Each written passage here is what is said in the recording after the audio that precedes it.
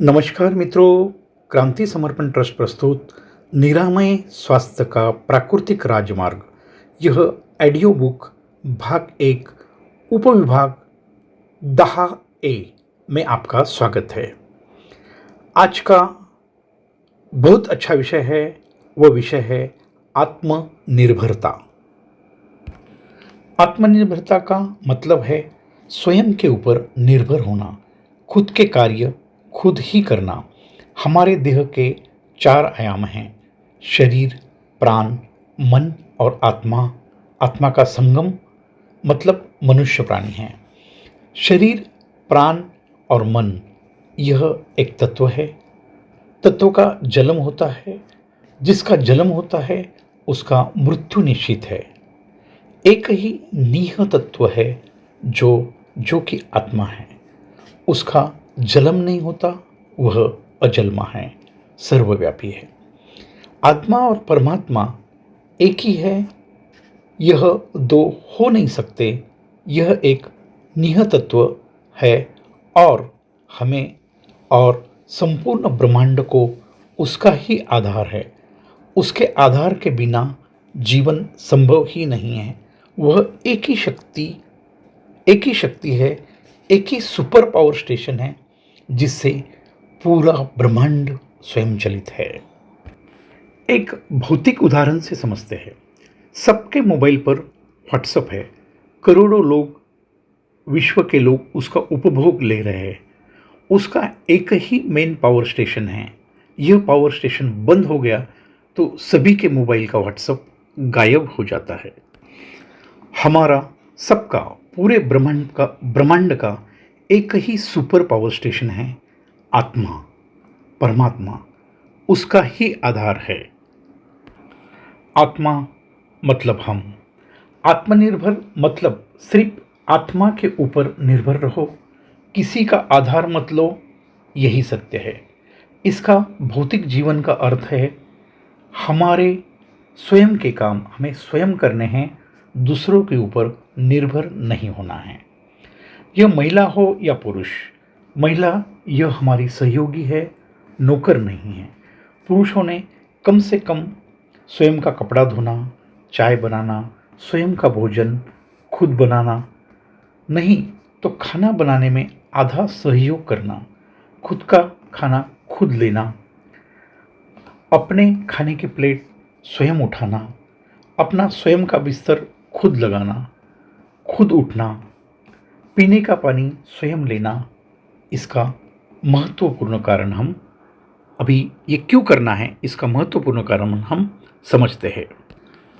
अपना जन्म क्यों होता है? पिछले जन्म के कार्मिक हिसाब चुकाने के लिए मानव का जन्म है। इसलिए कर्म सिद्धांत को समझते हैं। कर्म सिद्धांत क्या है? जो करोगे उसके परिणाम 100% निश्चित आएंगे।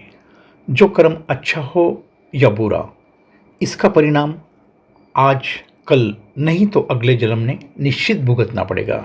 यह प्रकृति का नियम है, इसमें स्वयं परमात्मा भी हस्तक्षेप नहीं कर सकता। हाँ, इसकी तीव्रता कम हो सकती है या परमात्मा वह दुख झेलने की शक्ति बढ़ा सकता है, मगर प्रकृति का कर्म सिद्धांत कभी भी खाली नहीं जाता। इसलिए मैं हमेशा बताता हूँ, परमात्मा को डरने की जरूरत नहीं है। वह हमारा पिता है, वह हमेशा कृपा ही दे रहा है। कौन अपने औलाद को दुख देगा? उसकी कृपा और प्रेम सतत बढ़ रहा है। सिर्फ हम परमात्मा के विमुख है, कुछ भी नहीं करना है। आप जहाँ हो वहाँ ही परमात्मा के सम्मुख होना है। यह कार्य प्रयास रहित है, कोई कर्मकांड की जरूरत नहीं है। प्रयास से परमात्मा को पाया जाता तो हर कोई पा लेता। बस प्रयास रहित आत्म साधना को समझना है। आपको इसलिए कोई दलाल या गुरु सद्गुरु की जरूरत नहीं है, बस हमारे जैसा एक मुक्ति मार्गदर्शक की जरूरत है। बस आपका आपका वास छोड़ने की ज़रूरत नहीं है, सिर्फ वासना को छोड़ना है। आपको काम भी छोड़ने की ज़रूरत नहीं, सिर्फ कामना को छोड़ना है। आत्मनिर्भरता मतलब कर्मों की लाइन न खींचना। हम सबको जाने अनजाने में मुक्ति ही चाहिए। मुक्ति कर्मों से चाहिए, इसलिए कर्मों का कर्जा न बढ़ाना मतलब आत्मनिर्भरता है। कम से कम दूसरे का सहयोग लो और ज़्यादा से ज़्यादा दूसरे को सहयोग करो। इससे ही कर्म का कर्जा कम होगा और हम मुक्ति मार्ग पर अग्रसर होंगे। मैं हमेशा बताता हूँ, हमारा जन्म का कारण ही पिछले जन्म के कर्मकांड का हिसाब चुकाने ही हम यहाँ आते हैं और कोई उद्देश्य नहीं है। इसलिए कार्मिक बंधन काटने हेतु हमारी पत्नी, बेटी, माता पिता, पड़ोसी, समाज हमें मिलते हैं। किसी को बहुत सुख देने वाली बीबी मिलती है, किसी को बीबी की वजह से जीवन नरक हो जाता है।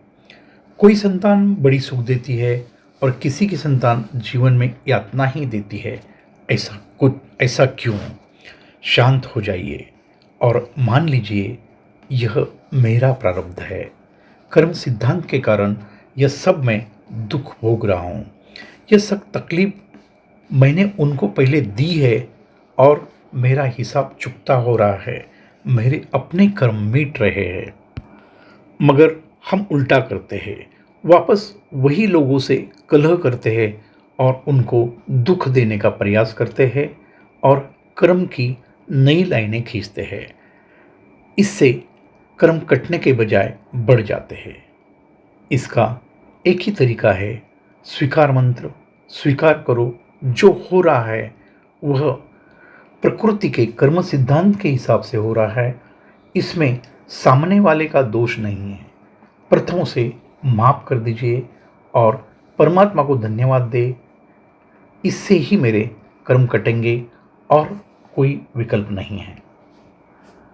मित्रों, और दूसरी बात, किसी को बहुत अच्छी बीबी, परिवार में सब लोग अच्छे मिलते हैं, खुद को क्रेडिट मानो खुद को क्रेडिट लेता है, यह सब मेरे वजह से है और हम इसका फायदा उठाते हैं।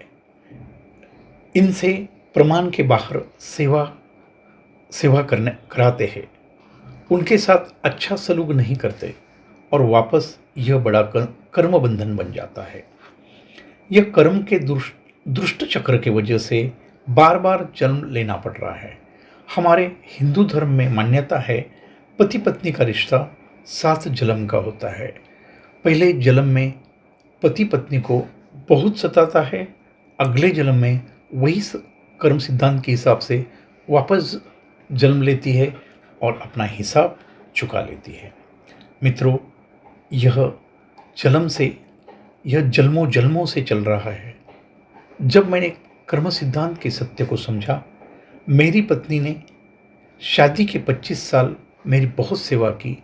फिर 25 साल के बाद मैंने दोबारा उससे शादी की और तब से उसे बताया, आज के बाद मैं तेरी कोई सेवा नहीं लूँगा।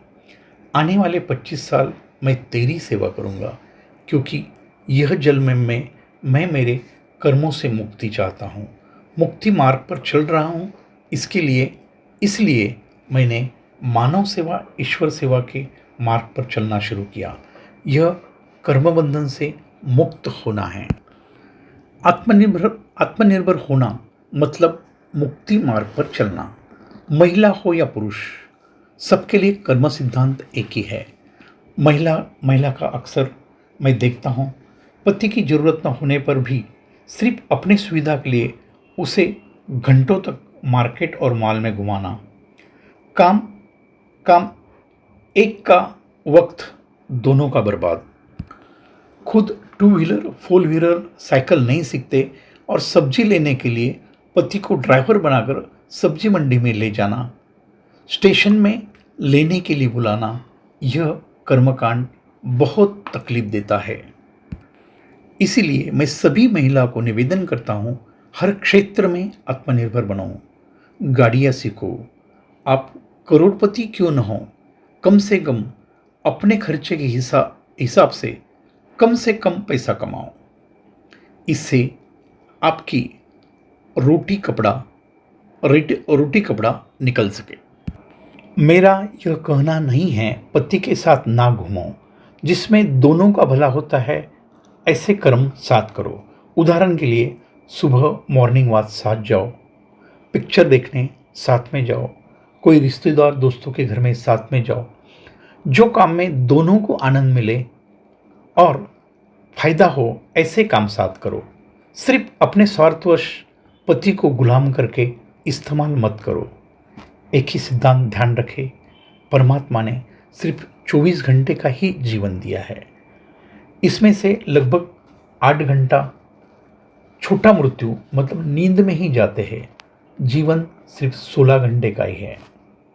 समय और शक्ति सबके पास कम है। अपने स्वार्थ हेतु दूसरे का समय बर्बाद करने का आपको कोई हक नहीं है। यह सबसे बड़ा कर्म बंधन है। प्रकृति का हिसाब बहुत परफेक्ट है। यहाँ सबकी एंट्री होती है। यह कर्म बंधन से स्वयं राम भी नहीं छूट पाए।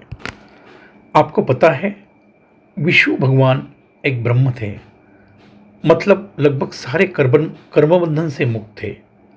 इसलिए उनको मोक्ष मिल गया था और वह परमात्मा बन गए थे। बाद में पता चला विष्णु भगवान का एक कर्म बाकी रहा था, इसलिए प्रकृति ने उन्हें वापस मानव जन्म में राम बनकर आए और उन्होंने अपने कर्म चुकाए। जो राम दूसरे दिन उसका राज्याभिषेक होने वाला था, उनको वही दिन राजपाट छोड़कर वनवास जाना पड़ा। यह क्या है? यह प्रकृति का न्याय है। प्रकृति किसी को माफ नहीं करती।